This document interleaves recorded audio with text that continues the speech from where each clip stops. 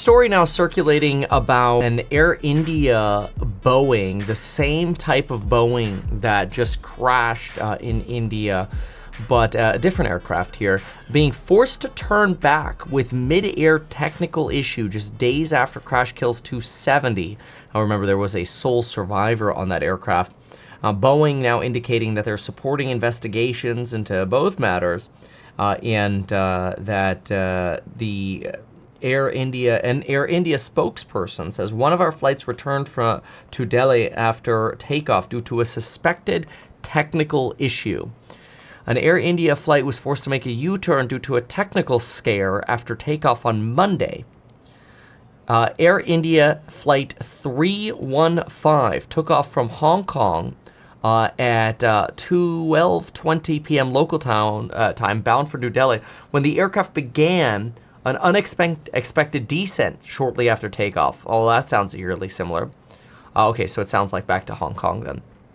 The 7-year-old Boeing 787-8 Dreamliner, that's the same model of the total loss that we just had, which was the first total loss completely, had only reached 22,000 feet before it unexpectedly started descending. Well, that's crazy. Okay, so this is interesting. So as I always like to say, get my little model over here. Unfortunately, I have to keep bringing it up. As a jet pilot, usually at about 18,000 feet, we go through a checklist known as our transition. We transition to standard barometers. We also we want to pay special attention to our pressurization, especially after about 12,500, because now we're really getting into lower oxygen environments. We want to make sure our oxygen masks are ready in the event of some form of cabin decompression, rapid decompression, and we generally turn our windshield heaters on because we're getting into substantially colder environments. So at 22,000 feet, there should not be a sudden, unexplained descent, much like what we saw with the Air India 171 flight, where we had a loss of thrust after takeoff, likely because of a dual engine failure. What led to that cascade of issues is debatable. I believe that vapor lock could have been one of the contributing factors here, but mind you, we haven't really heard of vapor lock causing an aircraft like a Boeing to crash before, because usually your fuel pumps provide enough positive pressure to prevent vapor lock. This is generally not an issue. So you would really have to have some form of catastrophic failure where there's potentially this heat-soaked fuel line that leads to a temporary loss of power, maybe that banging we hear because of a compressor stall in the engines, leading then the electrical system to come under strain, the fuel pumps and the hydraulics to fail at the same time. There's clearly a cascade of issues that happened with the Air India 171 flight.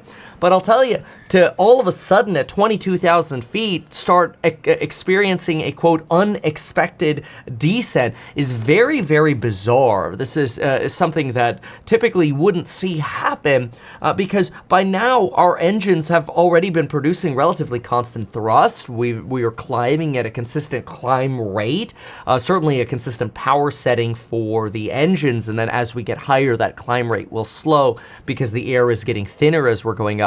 But apparently this prompted the pilot to turn back towards Hong Kong, and it really does also raise the question of what is the maintenance, the maintenance programs that Air India is actually completing for some of these aircraft. There's apparently aircraft audio here because to really have cascading failures of these aircraft, there's never one factor that causes a plane to crash, almost never. People that were leaving comments on my vapor lock comment yesterday saying, oh my gosh, I've never heard of vapor lock causing a crash. Of course, because you have to have a cascade of problems that have to align that could be caused by, let's say, vapor lock, leading again to the catastrophic failure of other systems. So usually you have multiple issues in a row. Maintenance issues leading to a heat-soaked situation where the air conditioning isn't running. People are leaving comments like, oh, but, I take off out of the Middle East and it's 117 degrees. Sure. Was the AC running, though? How was the maintenance of the hydraulic pumps and the fuel pumps?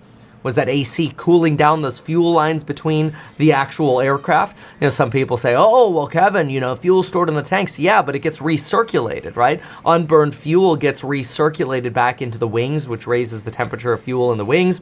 The fuel lines that run through the internals of the actual aircraft are also, you know, a factor. But here's apparently audio, ATC audio, don't want to continue flight. Let's listen to this to see what these pilots were saying. But this just days after the deadly crash here. This is quite strange here. Let's listen in. AI315, sorry, say again. With technical reasons, sir, we'd like to stay closer to Hong Kong. Maybe we will come back and land back into Hong Kong once we sort out the problem. We don't want to continue further. And AI315, maintain present level, advise when able for right turn to Hong Kong. Able right turn right now in the 315. Don't want to continue the flight until they figure out the problem as the aircraft potentially starts losing its ability to climb at 22,000. Now, keep in mind, you also generally don't want to commute from Hong Kong to New Delhi at 22,000 feet. It's very inefficient. You really want altitude as your friend. You get more of glide distance, significantly more fuel efficient. You get there a lot faster usually. You're typically dealing with, I mean, not just economics here, but also safety opportunities. Unless, of course, you have a rapid decompression, then you want to be lower. Flight returned to Hong Kong because of a technical issue. Without giving further details, the plane landed safely at 1:15 p.m. and is undergoing checks as a matter of precaution, the airline said. This comes just after the scare of Air India Flight 171, also a Boeing Dreamliner, crashing only 30 seconds after takeoff heading to London Gatwick on Thursday. 12-year-old plane had reached a height of 650. It was like 635. That was the prior crash here. But here, yet another diversion after getting an unexpected descent at 22,000 feet. Very strange. The flight lasted 3 hours and 21 minutes. It landed safely. This is usually a 5-hour and 50-minute flight. The average flight time here, at least according to Flight Radar, indicating just over 5 hours, though airlines seem to quote 5 hours 50, probably because of boarding, deboarding, since times tend to start from when they close the boarding door to when they open them in terms of end. But here's the diversion of Air India Flight 315. Unclear exactly what caused this yet. Usually to start losing thrust at 22,000 feet, unless you're going through some kind of volcanic ash or some kind of contamination of the engine, you're not really looking at birds at this altitude. You really have to once again be wondering if there's some kind of fuel-related issue or some form of engine maintenance-related issue that seems to be now a common thread potentially between Air India 171 and 315, since obviously, at least the current consensus is Air India 171 had a dual engine failure immediately after takeoff, and maybe here you started noticing some engine problems halfway through your climb, which is quite unusual. But this certainly raises the question: is this a is this a Boeing 787-8 Dreamliner issue? Is this an Air India maintenance issue? What's going on here? Obviously, we'll have to see what investigations reveal, but certainly a scary and bizarre time for Air India and Boeing. Why not advertise these things that you told us here? I feel like nobody else knows about this. We'll try a little advertising and see how it goes. Congratulations, man. You have done so much. People love you. People look up to you. Kevin Paffrath there, financial analyst and YouTuber. Meet Kevin. Always great to get your take.